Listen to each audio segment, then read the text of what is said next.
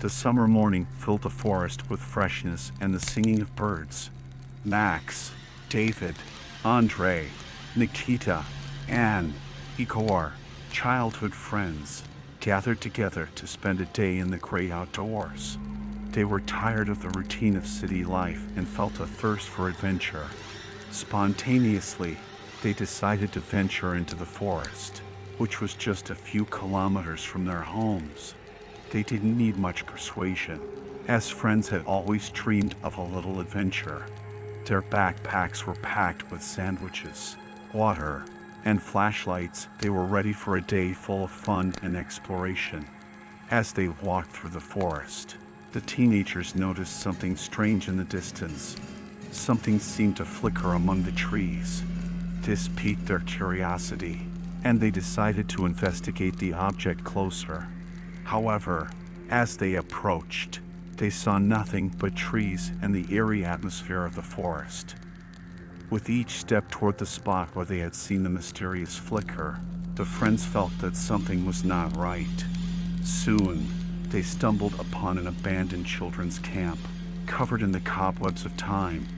Old pavilions, remnants of campfires, and even children's toys still lay in their places, as if time had frozen here.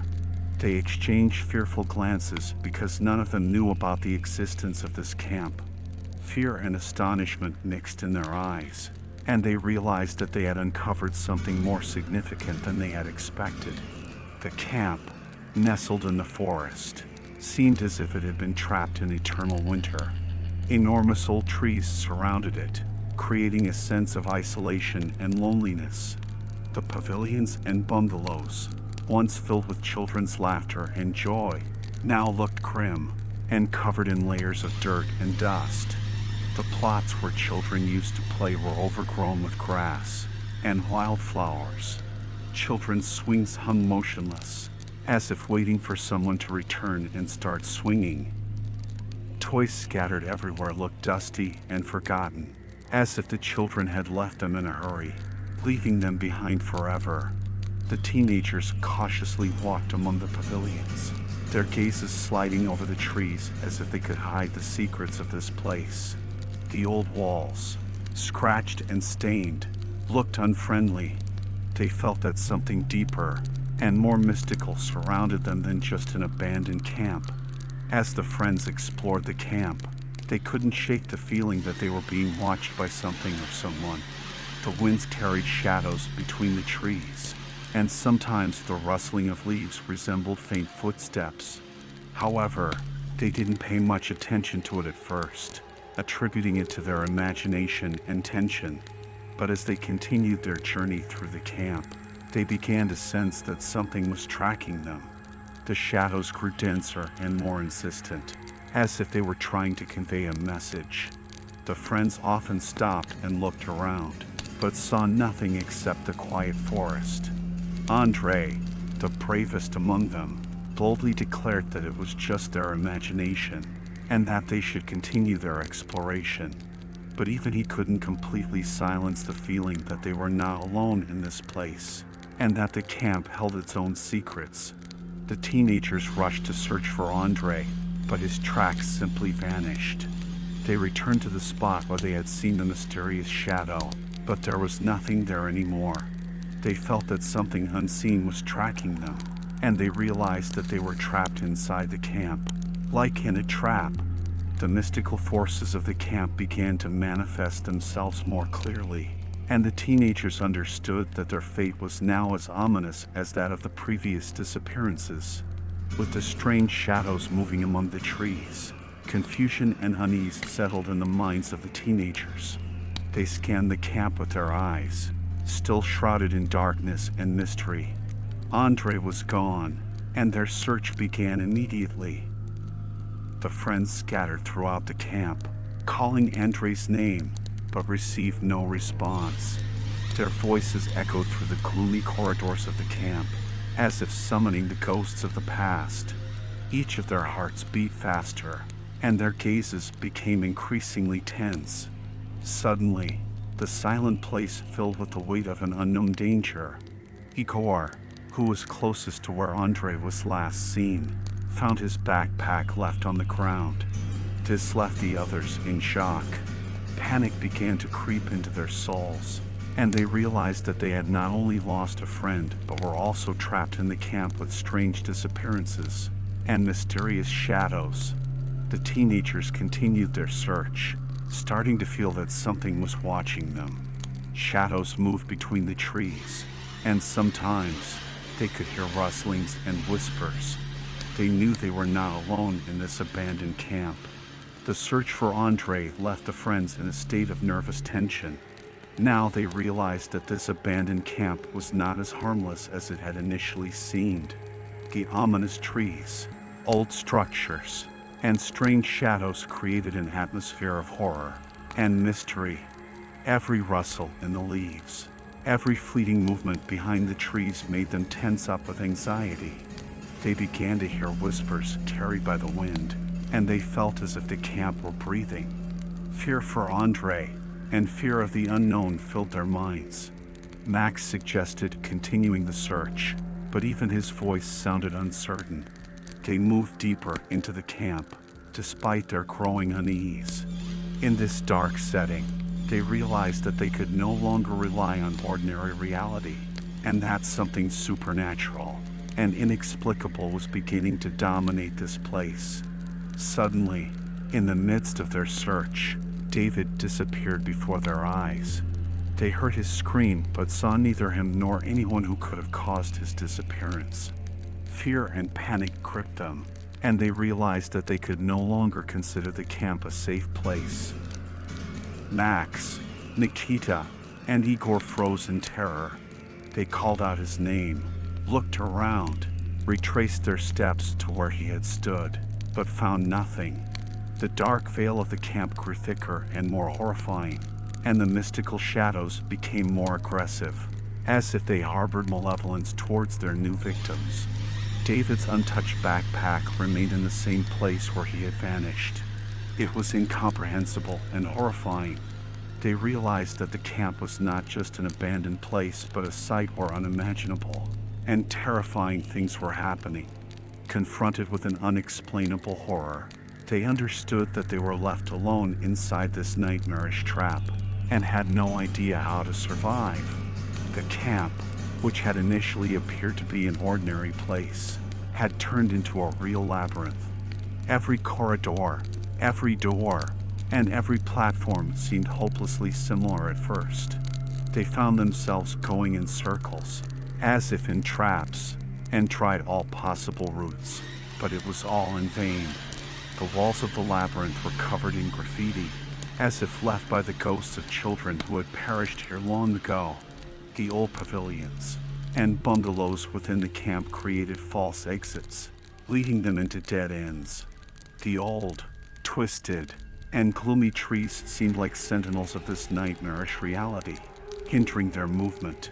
Igor, Max, and Nikita began leaving marks on the walls in an attempt not to get completely lost, but soon they discovered that the walls were changing their structure, as if they were living entities, and the marks lost their meaning. The labyrinth consumed them like sand in a desert, and the more they tried to escape, the deeper they sank into this nightmare. Fear and despair never left them, and they realized that this labyrinth was a part of something larger. Time and space lost their meaning, and they were trapped inside this nightmare, devoid of hope for rescue or even understanding of what was happening to them. The group decides to take a break from their search and examine the materials found in the camp. The discovered records and diaries of previous visitors lead them to believe that the forces hidden within the camp cannot be explained by conventional means. They begin deciphering strange symbols left by others. Their mobile phones didn't work, compasses spun uselessly, and time seemed to flow in a way they weren't accustomed to. The camp became increasingly unsettling and unpredictable. The weather inside the camp changed so strangely that at times they saw the sun shining, and moments later it was pouring rain. Sounds of nature, bird songs, the rustling of trees seemed distorted and eerie. The shadows that had previously haunted them now became more pronounced and hostile. Igor, Max, and Nikita felt they were nearing the brink between reality and nightmare, and they realized that the camp was not only defying physical laws, but also blurring the boundaries between worlds. It was like plunging into a nightmare from which there was no escape. When they paused for a moment to look around, they discovered that Igor was no longer with them. Panic engulfed them again. They shouted his name, but there was no response. Igor had disappeared as if swallowed by the shadows, which had become increasingly aggressive and persistent. They had stumbled upon a dead end where there used to be open space, and encountered an insurmountable wall of invisible force. The search for Igor ended just like the searches for Andre and David, without a trace and without explanation. No marks on the walls. No skills or knowledge could help them in this nightmare. They realized that their trap was becoming more ruthless, and they themselves were becoming playthings in the hands of unseen forces. The remaining duo continued their attempts to find an exit, but the mystical forces of the camp made it increasingly difficult. They saw landscapes that made no sense, and paths that led them in circles. They felt trapped without an escape, and realized that the mystical forces holding them inside would not allow them to break free. Left alone, Max and Nikita fought for survival. The dark walls of the labyrinth seemed impenetrable, but they couldn't afford to be idle. They tried every corner, every door, and every passage, but always ended up back where they started. They began using the resources they found in the camp. The sandwiches from their backpacks quickly ran out, but they discovered remnants of food in the old cafeteria. Water was a more challenging issue, but they found small springs and waterfalls within the labyrinth, although their source seemed infinitely distant. They tried to maintain hope and faith in rescue, but with each passing day, they increasingly realized they were trapped inside this nightmarish reality with no way out. In the evenings, when the darkness became unbearable, they read the notes in their notebooks and journals, hoping to find some answers to their questions. Their hope for rescue was like a flickering candle in this dark and unforgiving trap. They didn't know what had happened to their friends or what secrets this camp held, but they were determined to continue fighting for their lives and seeking answers, even if it was the final act of their own drama. They futilely attempted to decipher the mysteries of this place, searching for a way out, but the walls of the labyrinth changed like living entities, and the exit remained hidden from them. Nikita and Max drew closer to exhaustion. Food ran out, water became scarce, and their strength waned. They began to lose hope and understanding of what was happening. The notes in their notebooks and journals represented a chaotic mix of mystical messages and mad thoughts. And suddenly, like their friends before, Nikita disappeared before Max's eyes. There was no warning, no explanation. He simply dissolved into the darkness of the labyrinth as if he had never existed. Max remained alone, locked inside a nightmare where days and nights had no meaning, and the labyrinth's walls connected in an endless wheel of horror. Hope dimmed, and the nightmarish shadows became denser and thirstier for his life. Max found himself completely alone, trapped inside a nightmarish labyrinth. His will to survive and search for an exit remained strong, despite the despair that gripped his heart. He reread the notes in his notebooks and journals, trying to find any hints of an escape from this nightmarish reality. The labyrinth confused him, like a living entity toying with his mind and hopes. But Max refused to give up. He forged paths that seemed the most promising to him, leaving marks on the walls, even though he already knew it was futile. Days turned into nights, and Max continued to wander in this nightmare that refused to release him. He felt that each step brought him closer to something dreadful and inevitable, though he didn't know precisely what that might be. His sole objective was to find a way out, and he was willing to go to the end, despite all the horrors that surrounded him. Max continued his endless search for an exit, and in this isolation, his mind began to play cruel tricks on him. He started to recall his childhood, his friends, and the endless summer vacations. Memories of his friends, of Andre, David, Igor, and Nikita, were a warm light in this dark reality. But memories blended with nightmares. He saw their laughter, their joy, but in the next moment, they disappeared before his eyes. Each vanished smile felt like a blow to his heart. He witnessed how they vanished one by one, just as they had in reality. The shadows that pursued him took on the forms of his friends, and tore cries of pain and loss from him. Max woke up in cold sweat, distinguishing nightmares from reality.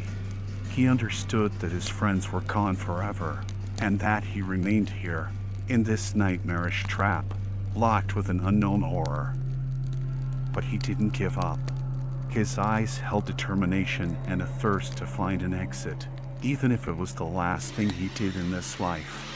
He continued his agonizing search for an exit, and one day, he stumbled upon an old radio station hidden in one of the abandoned bungalows. It was a place he had never been to before this moment, but something inside him told him he had to go here. The bungalow was filled with cobwebs and dust, as if it had been forgotten by time. Max walked through the impenetrable darkness, his flashlight barely lighting the way, and his heart raced with uncertainty. And there, in the corner of the bungalow, he saw it, an old, dusty radio station. The radio lay on an old table, as if lost in time. Max picked it up and wiped away the dust. It was dusty, but seemed to be in working condition. Something inside him told him that this was his only chance to contact the outside world. Max turned on the radio and began repeating SOS signals, praying that someone would hear his plea for help. He tried to describe his location, but the labyrinth of the camp rendered his descriptions useless. Inside the radio, all he could hear was a menacing static, as if the world outside the camp were unreachable. Undeterred, he tried to dismantle the radio to repair it and boost the signal, but his trembling fingers and limited tools made it challenging. Time passed, and hope for rescue seemed increasingly unlikely. Days and nights stretched on in an eternal nightmare, and Max continued to stand by the radio station table, sadly looking at his last chance for salvation. The radio offered no response, much like the entire world beyond the camp. Then one day, as he attempted to call for help again through the radio, the world around him began to fade into mist. It started with individual pieces of the landscape, followed by buildings and trees disappearing as if evaporating into nothingness. Max screamed, cursing this place, and tried to reach the last bright spot of reality.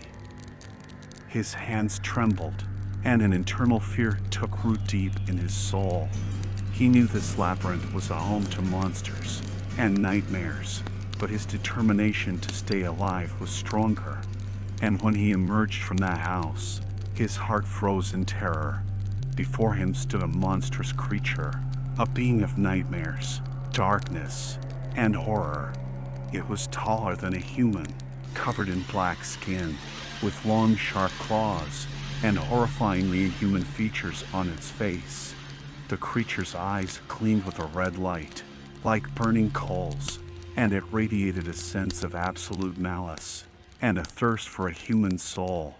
Max closed his eyes in horror, his heart pounding wildly in his chest, thinking that it was just an illusion or a nightmare that would disappear as soon as he opened his eyes. He prayed for it to be a dream or a hallucination spawned by the labyrinth's nightmares. But when he finally dared to open his eyes, the monster was gone. It had vanished as if it had dissolved into thin air. Max found himself in the same room where the radio station stood, but the darkness of the labyrinth had disappeared, as if it had never existed. Instead of nightmares and shadows around him, there was light, silence, and tranquility. Max disappeared along with it, just like his friends had.